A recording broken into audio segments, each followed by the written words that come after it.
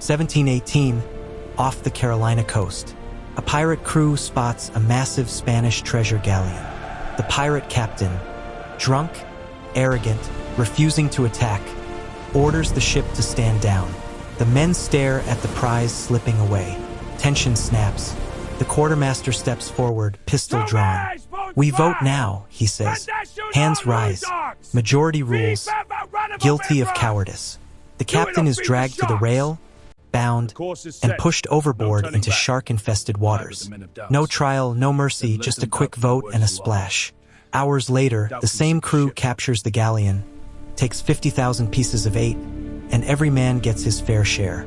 The ship survives because they killed their own leader. Hollywood paints pirates as lawless chaos. But this wasn't mutiny for fun, it was democracy in action. Pirate articles gave every man an equal vote, including the right to remove a captain who endangered them.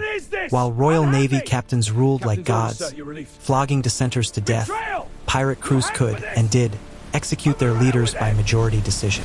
Saved lives, ships, and fortunes. The proof survives in trial testimonies and captain logs.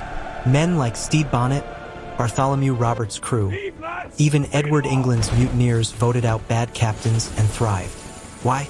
Because a bad captain meant death for everyone. Storms, starvation, or naval broadsides. Voting wasn't rebellion, it was survival math. Outlaws created a system where the crew's voice trumped one man's ego, and when they used it to kill their captain, the ship didn't sink. It sailed richer and stronger. Ready to see how pirate democracy was deadlier and smarter than any king's navy? To grasp why a pirate crew would vote to kill their own captain, and why it often saved the ship, we need to understand the raw power structure of pirate vessels in the Golden Age. Unlike the Royal Navy, where captains held absolute, near-divine authority, pirate ships ran on voluntary consent. Every man signed the articles before sailing. Article 1, almost always, every man has an equal vote in affairs of moment. That included choosing the captain, dividing plunder, attacking prizes, and, crucially, removing a leader who proved incompetent, tyrannical, or cowardly. Captains weren't kings. They were elected executives. Good ones led by skill and respect. Bad ones? The quartermaster, elected separately as the crew's watchdog, could call for a vote. If the majority turned against the captain, he was deposed, marooned, or in extreme cases, executed on the spot. This wasn't anarchy. It was a brutal but functional democracy born from men who had already mutinied against worse tyrants on merchant or naval ships. Historical records show it happened multiple times. Stede Bonnet's crew nearly voted him out for incompetence. Edward England was marooned by his own men after showing mercy to captives against the vote. Bartholomew Roberts rose to power only after his predecessor was killed in battle, and Roberts enforced the vote strictly. The system attracted desperate, skilled sailors because it promised protection from bad leadership. A captain who refused a rich prize out of fear, or who hoarded loot, or who sailed into obvious danger, endangered every life aboard. Voting him out wasn't betrayal, it was self-preservation. The crew became judge, jury, and executioner, quick, final, and majority ruled. That mechanism kept pirate ships agile, profitable, and alive longer than many naval commands. The conflict boils over when you realize pirate democracy wasn't always peaceful. It demanded blood to work.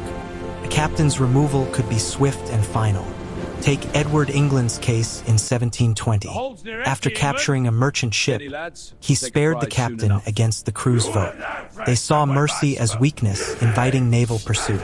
Suspense mounted as whispers turned to shouts. The quartermaster called the vote. Majority for deposition. England was marooned on a barren island with a pistol and water, left to choose suicide or slow death. His crew elected a new captain, Charles Vane, and sailed on, capturing more prizes without the soft leader holding them back. The turning point? This system clashed with human nature. Votes could be manipulated by charismatic quartermasters or factions. Yet, it prevented total collapse. In the Royal Navy, bad captains doomed ships.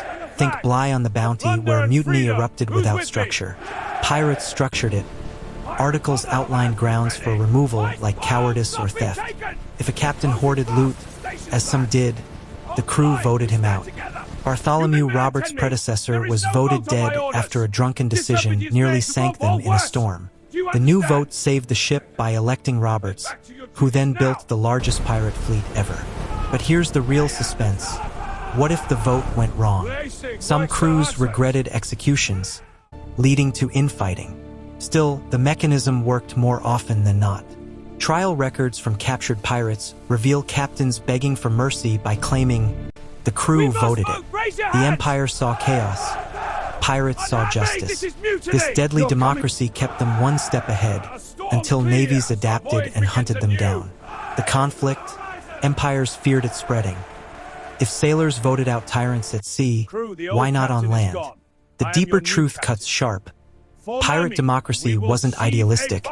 It was lethal necessity. A single bad call could sink everyone. Voting to kill the captain wasn't power trip. It was insurance against disaster. When the vote passed, the crew didn't celebrate. They mourned the loss of unity, then moved on faster, sharper, richer. England's marooning saved his old crew from capture. Roberts' election turned a failing ship into legend. The system self-corrected violently but effectively. Climax arrives in the trial transcripts. Captured pirates didn't deny the killings, they defended them. He endangered us all. One testified.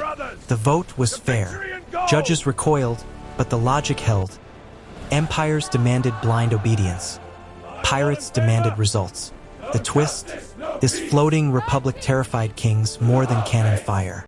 If sailors could vote out tyrants at sea, the idea could spread to docks, factories, colonies. Navies doubled patrols partly to crush the precedent. So the proof stands. Killing their captain saved the ship, the crew, the fortune. Not because they were noble, because fairness plus consequences worked better than fear alone. Outlaws proved one man's ego kills faster than storms. What shocks you most? The vote itself, the speed, or that it actually succeeded? Comment below. Would this system work today? Theories welcome. Subscribe for more where rebels rewrote the rules. Next, how marooned pirates survived years alone and changed fiction forever. See you there.